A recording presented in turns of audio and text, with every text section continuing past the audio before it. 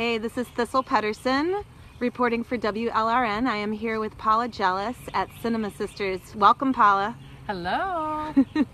PJ, yeah, so you also do a little bit of independent media work yourself, right? I did. We did some video for our Michigan Family Reunion and did the archives, so. Yeah, wonderful. Yeah, documenting our lives. Yes. Making sure we keep lesbian history alive. Absolutely. And today I wanted to talk to you about butch lesbianism. What is butch lesbianism exactly? Do you consider yourself a butch lesbian? Yes. The tie doesn't make me a butch lesbian, but I think being a butch lesbian, I want to wear the tie.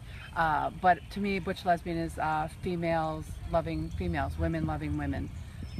And a lot of people say it's masculine women.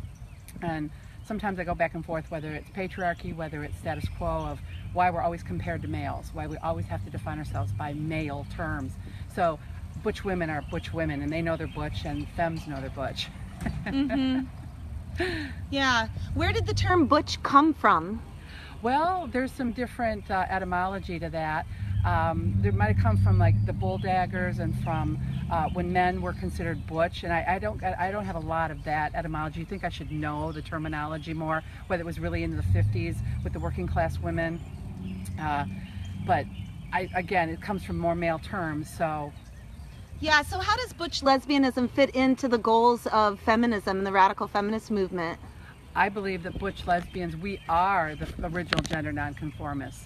We are the firewall against the patriarchy. We are everything that stands against stereotypical status quo heteronormativity, that we love women and we look like men, but we're not men, we're not males, we don't want to be men. We want, you know, we present how we present. I mean, clothes don't make you butch. I believe women are born that way. I always believe that, but, you know. Did you wear dresses growing up, or did your parents try to get you in dresses? Yes, yes. But then I had the pixie haircut, and I think pixie was coded for, well, she's a tomboy before they called me a tomboy, you know. So I believe that, you know, we are well, I didn't say we all are. I'm speaking for all butches, no. But I'm definitely a feminist. I'm definitely, I center women. Mm-hmm.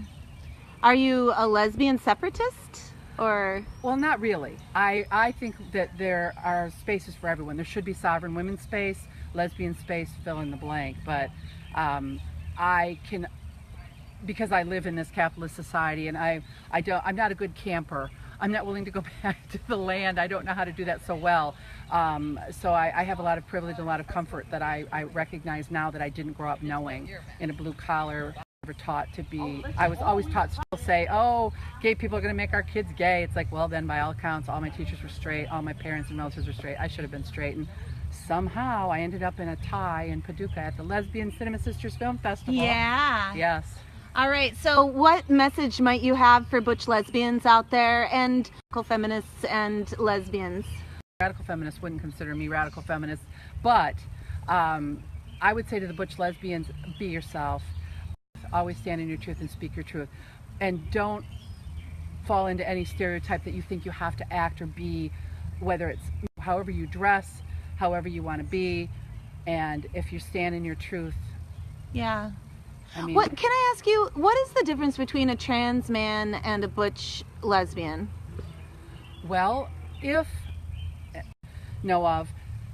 they are saying they're male, that they were born male, they're in the wrong body, they've changed everything to be male, we're not men.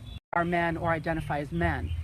Maybe some trans men say they're butch and that's their deal. I'm not going over there. But just because we look male and people say, well, who's the man in the relationship? So I always ask the men that ask me that, well, who's the man in yours? You know? So I really, the difference is that we don't want to be men, that we're not men. Yeah, and can you talk about the problematics of women wishing to be men or identifying as men and what that does to lesbianism in general? Like, you know, if they do actually become men and they're still dating women, is that a heteronormative pattern, or? That's a huge discussion and a huge political debate, and everyone's got a different opinion on that. So everyone's got their opinion. If someone becomes, and I have lesbians that I know that their partners transitioned to male and then said, well, we were never lesbians, we're now a straight couple. and you're denying her identity, you're denying your partner's lesbian identity, and saying, well, now my identity takes precedent, mine's more important for you to validate me, and there's a problem that's happening. Do you think male supremacy in our general culture might have something to do with that? Well, I do in some ways. I mean, I've talked to detransitioning women, I've read Blood and Visions, there's so many opinions, but I think the voices are valid. But puberty blockers in children, but of course the patriarchy informs everything we do.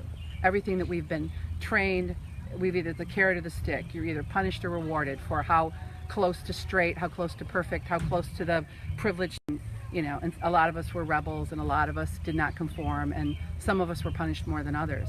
And so in the lesbian community, if everyone's supporting you, doctors, teachers, whoever, and they're saying, oh, you can be trans, you're really a male, that's a huge aphrodisiac. I think that's a huge, who wouldn't want to be supported and loved and cared for? And if lesbian is bad, or lesbian is whatever it is, the term, feminazi, all those things, and when we're othered, So being a butch lesbian is it's like an act of resistance to patriarchy. Always.